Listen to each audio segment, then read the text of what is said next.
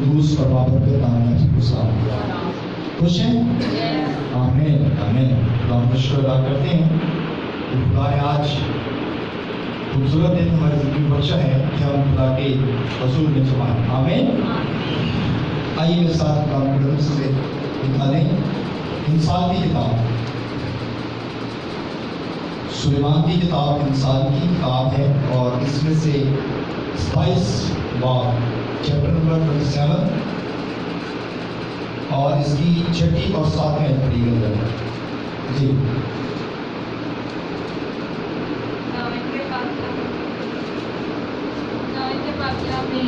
جو زخم دوست کے ہاتھ سے لگے پروفا ہے، لیکن دشمن کے بو سے افراد ہے۔ آسودہ جان کو شہد کے چھلکے سے بھی نفرت ہے، لیکن بھوکے کے لیے ہر ایک کوڑی چیز میٹھی ہے۔ آمین آمین۔ خدا خدا پاک آپ کے بڑے اور سنے پر دام کرے۔ میرے عزیزو، خوبصورت کلام ہے۔ کلام خوبصورت ہی ہوتا ہے جب بھی پڑھا جائے، اور جب بھی ہم کلام کو سنتے ہیں ہمارے لیے کوئی نہ کوئی نئی بات ضرور ہوتی ہے۔ سلیمان نے انسان کی کتاب میں بڑی خوبصورت یہ بات بتائی ہے کہ جو زخم دوست کے ہاتھ سے لگے وہ پروفا ہے، یعنی کہ دوست جو ہے جب زخم دیتا ہے تو وہ پھر بھی یعنی کہ یہ تھوڑا سا ترس کھا لیتا ہے، تھوڑا سا پھر بھی رحم کرتا ہے کہ یہ میرا دوست ہے اور ہم نے بیٹھ کر اکٹھے کھانا کھایا ہے، ہم نے مل کر بچپن گزارا ہے، یا اس طرح کچھ نہ کچھ اس کے دل میں ضرور ہوتا ہے۔ اس لیے کلام مقدس ہمیں یہ بتاتا ہے کہ جو زخم دوست دیتا ہے وہ پروفا ہے۔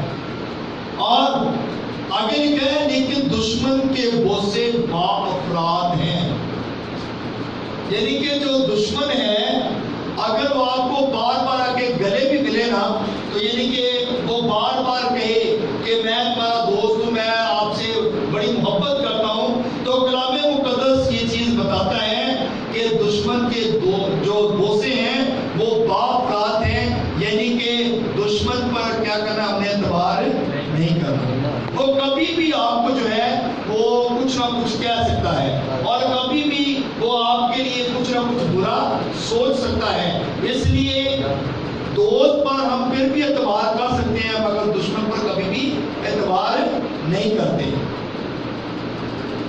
کہتے ہیں پنجابی کی مثال ہے کہ جڑا سپ ہے نا وہ کہتے ہیں انہوں کو چڑیا دودھ کہیے ڈنگ مارو نہیں رہتا۔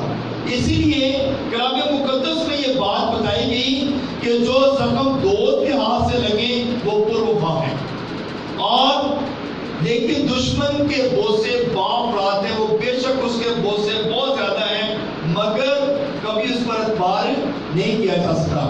کلام مقدس میں سب دیکھتے ہیں آگے چل کر 7ویں آیت میں لکھا ہے آسودہ جان کو شہد کے چلتے سے بھی نفرت ہے۔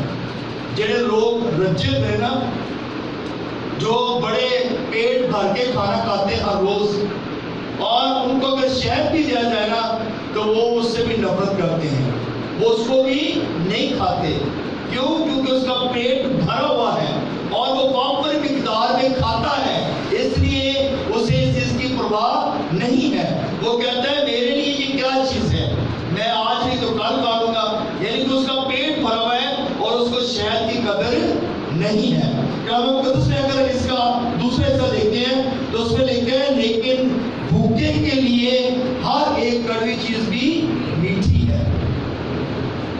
جو بھوکا آدمی ہوتا ہے نا انہوں سکیاں روٹیاں میں دیتا نا تو کہے گا بہت اچھی ہے، وہ اس بات سے خوش ہوگا کہ کم از کم مجھے کچھ نہ کچھ کھانے کو ملا ہے۔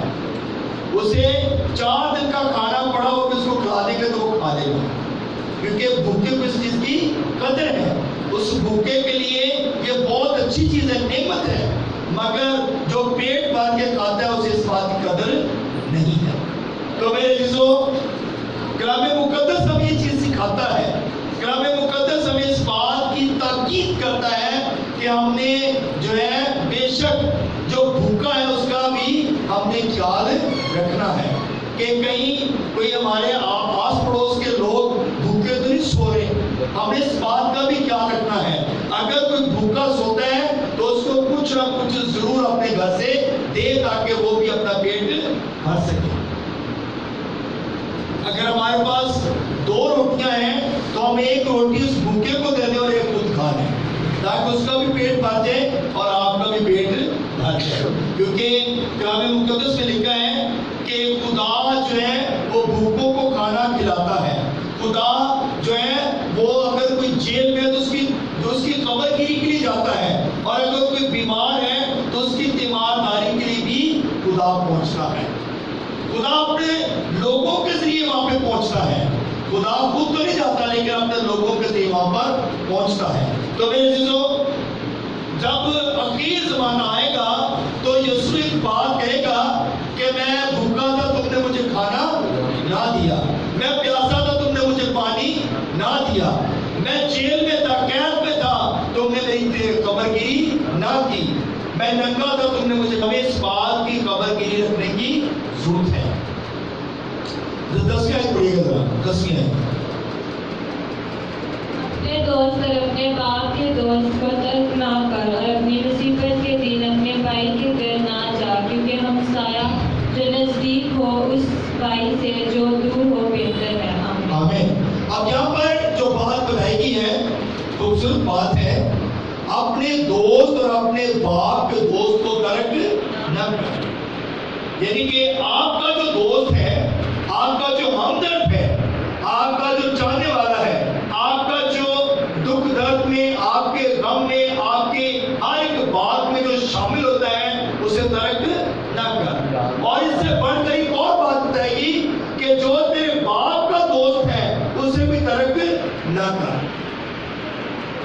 باپ کا دوست اس کو بھی ترک نہیں کرنی، کیونکہ وہ بھی آپ کے گھر کے سارے حال جو ہے وہ جانتا ہے۔ تو میرے عزیزو، ہمیں کلام مقدس یہ چیز سکھاتا ہے کہ ہم نے اپنے دوست کی جو ہے بات کو رد نہیں کرنا اور اپنے باپ کے دوست کی بات کو بھی ترک نہیں کرنا۔ کلام مقدس میں اگلے حصے میں لکھا ہے، کیونکہ اپنی مصیبت کے دن اپنے بھائی کے گھر نہ جا۔ اپنی مصیبت کے دن اپنے بھائی کے گھر نہ جا، کیونکہ ہمسایہ جو نزدیک ہے اس بھائی سے جو دور ہے بہتر ہے۔ یعنی کہ اگر ہمارا بھائی امیر ترین ہے، بہت اس کی پہنچ ہے، بہت اس کے سورسز ہیں اور وہ بہت امیر ہے اور اس کے پاس بہت کچھ ہے، تو کلام مقدس میں ہمیں اس بات سے سبق ملتا ہے کہ کلام مقدس نے کہا کہ اپنے بھائی کے گھر نہ جا، بلکہ تیرے اس بھائی سے زیادہ بہتر ہے جو تیرا ہمسایہ ہے۔ تیرا جو ہمسایہ ہے وہ اس بھائی، امیر بھائی سے زیادہ بہتر ہے جو تیرے گھر کے ساتھ رہتا ہے، کیونکہ آپ اپنے ہمسائے کے ساتھ ہر ایک بات شیئر کرتے ہیں، اور بھائی کو اپنے خبر دینی ہے تو پھر بھائی نے آپ کے پاس آنا ہے، ادروائز بھائی آپ کے پاس جلدی نہیں پہنچ سکتا۔ بھائی نے اپنی مرضی سے آنا ہے، لیکن آپ کا جو ہمسایہ ہے وہ اس سے پہلے آپ کے گھر میں پہنچ سکتا ہے۔ آمین، آمین، آمین۔ اس لیے کلام مقدس میں لکھا گیا ہے کہ اپنی مصیبت کے دن اپنے بھائی کے گھر نہ جا، کیونکہ ہمسایہ جو نزدیک ہو اس بھائی سے جو دور رہتا ہے بہتر ہے۔ خوبصورت بات ہے جی، ذرا بعد میں آیت پڑھیے گا۔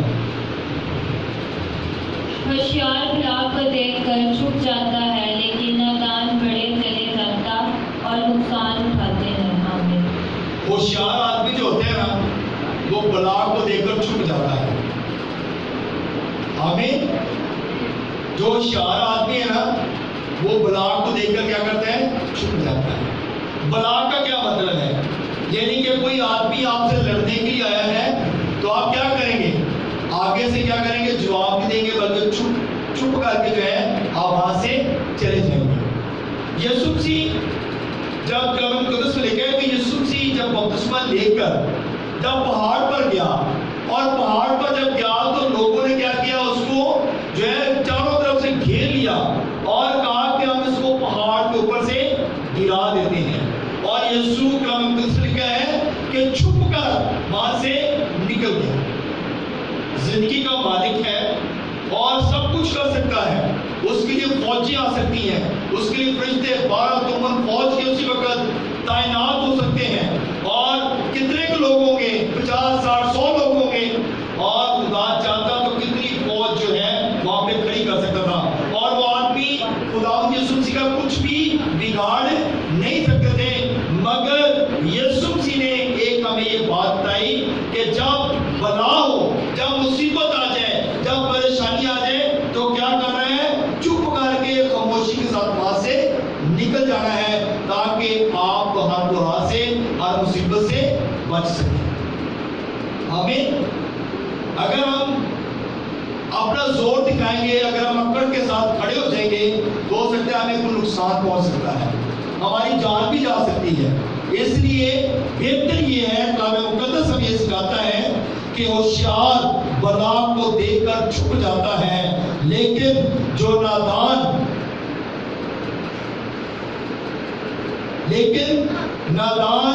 بڑے چلے جاتے اور نقصان اٹھاتے ہیں.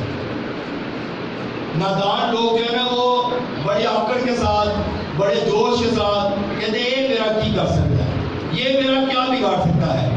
مگر شاید اگلے بندے کی طاقت کو ہم نہیں جانتے, مگر اس بات پہ ہمیں کلام مقدس ہمیں سکھاتا ہے کہ ہم نے اپنے آپ کو, جو کلام مقدس نے کہا کہ جو اپنے آپ کو چھوٹا بنائے گا اسے بڑا کیا جائے گا, اور جو اپنے آپ کو بڑا بنائے گا اسے چھوٹا کیا جائے گا. تو اس لیے ہم نے خدا کے کلام کی بات پر غور کرنا ہے. ہم نے اپنے آپ کو بڑا نہیں بنانا, بلکہ ہم نے اپنے آپ کو چھوٹا بنانا ہے, تاکہ ہم لوگوں کے لیے برکت کا باعث بن سکیں, ہم خاندانوں کے لیے برکت کا باعث بن سکیں. تو جب آپ نے آپ کو چھوٹا بنائیں گے, تو پھر ہمارا خدا ہمیں برکت دے گا, اور برکت پر برکت دیتا جائے گا. جی آخری والا دیکھیے گا ذرا, 18 میں. جی, جو انجیر کے درخت کی نگہبانی کرتا ہے اس کا میوہ کھائے گا, اور جو اپنے آقا کی خدمت کرتا ہے عزت پائے گا. آمین. یہ خوبصورت بات ہے, جو انجیر کے درخت کی نگہبانی کرتا ہے اس کا میوہ کھائے گا. یعنی کہ جو لوگ پودا لگاتے ہیں اور پودے کی نگہبانی کرتے ہیں, تو وہ ضرور اس پودے کا میوہ کھائیں گے. ہم جب ہماری اولاد ہے, یہ ایک اولاد میں بھی یہ تمثیل ہے کہ اولاد کو ہم کس طرح پالتے ہیں, کس طرح بڑا کرتے ہیں, اور پھر جب اولاد کمانا شروع کرتی ہے, تو جب وہ کما کے لاتی ہے, تو کیا اس کا میوہ ضائع جاتا ہے؟ وہ اپنے ماں باپ کے لیے برکت کا باعث بنتے ہیں. اور اگر اولاد کی تربیت اچھی کی ہو, اگر اولاد کو ہم اچھی تربیت اگر اس کی کرتے ہیں, تو اس کا مطلب ہے کہ اس کا میوہ کھاتے ہیں. یعنی کہ ہم مالی ہیں, ہم نگہبان ہیں, اور پودا جو ہے وہ ہمارا بیٹا یا بیٹی ہے, اور جب ہم ان کی نگہبانی اس طریقے سے کریں گے, تو پھر ہم میوہ بھی کھائیں گے. اور اگر ہم اپنے اولاد کے اس طریقے سے تربیت نہیں کرتے, اگر ہم اپنے بچوں کو پڑھاتے نہیں ہیں, اگر ہم اپنے بچوں کو اچھی تربیت یا اچھا سکول پرووائڈ نہیں کرتے, ان کے لیے اچھی فکر یا سوچ نہیں رکھتے, تو پھر ہم کیا کرتے ہیں, بچوں کو اپنے ہاتھ سے نکال دیتے ہیں. اور پھر بچے جب اولاد جب بگڑ جاتی ہے, تو وہ ماں باپ کے لیے کیا ہوتا ہے, دکھ اور پریشانی بن جاتا ہے. آمین. تو اس لیے کلام مقدس میں لکھا ہے کہ جو انجیر کے درخت کی نگہبانی کرتا ہے اس کا میوہ کھائے گا, اور جو اپنے آقا کی خدمت کرتا ہے عزت پائے گا. کلام مقدس میں لکھا ہے کہ جس شہر میں رہتے ہو, جس ملک میں رہتے ہو, اس ملک کے لیے کیا کرو, دعائیں خیر کرو, اور اپنے حکمرانوں کے لیے دعا کرو, تو پھر کیا ہوگا, ہم عزت پائیں گے. جب کلام مقدس میں یہ بات ہے کہ جو اپنے آقا کی عزت کرتا ہے وہ عزت پائے گا. تو یعنی کہ جب ہم اپنے بڑوں کا احترام کریں گے, تو پھر ہم کیا کریں گے, عزت پائیں گے. آمین. تو عزت جو ہے کلام مقدس نے کہا, سرفرازی جو ہے نہ مشرق سے آتی ہے نہ مغرب سے, نہ شمال نہ جنوب سے, بلکہ عزت جو ہے وہ آسمان سے آتی ہے اور ہمارے خداوند کی طرف سے آتی ہے.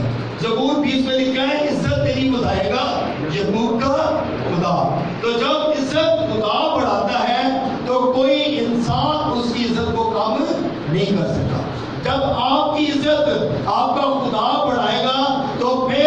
शरीरों के मुंहों को भी खुदा बंद कर देगा। हालेलुया। तो मेरे चीजों, हमारा खुदा यकसा खुदा है और खुदा किसी गुनहगार की हिलाकत नहीं चाहता। तो इसलिए हमें अपने खुदा के कदमों में आने की जरूरत है। और कलाम मुकद्दस में जो आज हमने सीखा है वो ये है कि अंजीर के दरख्त की निगहबानी जो करता है वो मेवा खाएगा, और जो अपने आका की इज्जत करता है, जो अपने आका को तरजीह देता है, जो अपने आका की इज्जत करता है, वो भी इज्जत पाएगा। तो अपने आका की, अपने बड़ों की, अपने वालिदैन की, अपने माँ बाप की, अपने बुजुर्गों की, अपने लीडरों की जब आप इज्जत करेंगे तो फिर आप इज्जत पाएंगे। जब आप अपने लीडरों की इज्जत नहीं करेंगे, जब आप अपने खादमों की इज्जत नहीं करेंगे, जब अपने माँ बाप की इज्जत नहीं करेंगे, तो फिर इज्जत की तवक्को भी हम नहीं रख सकते। क्योंकि माँ बाप भी आपके लिए दुआ करते हैं और खुदा के खादम लीडर भी आपके लिए दुआ करते हैं, और फिर तमाम लोग जो हैं जिनकी आप इज्जत करते हैं वो आपको दुआएं खैर देते हैं। तो मेरे दोस्तों, हमें इस बात पर गौर करना है कि हमने अपने लीडरों की, अपने खादमों की और अपने माँ बाप की इज्जत दिलो जान से करनी है, ताकि हम बरकत पाएं और कसरत की बरकत पाएं और बरकत पर बरकत पाते जाएं। सो मेरे दोस्तों, आज का जो खूबसूरत पैगाम यही है कि हमने हर बला से बचने के लिए अपने आप को जो है वो अपने खुदा के कदमों में लाना है, ताकि हर बला से हम बच सकें। और फिर हमने अपने आप को खुदावंद की हजूरी में लेके आना है, ताकि हम ज़्यादा से ज़्यादा खुदा से बरकत को पा सकें। जब खुदा के कदमों में आएंगे तो फिर हमारा खुदा में बरकत देगा, और वो कभी भी अपने मांगने वालों को शर्मिंदा नहीं होगा। आप उससे मांगते हैं, आपका खुदा आपको हर चीज़ मुहैया करता है। सो खुदा आज के इस कलाम को ज़रा से हम सब पूरी बरकत दें। आमीन।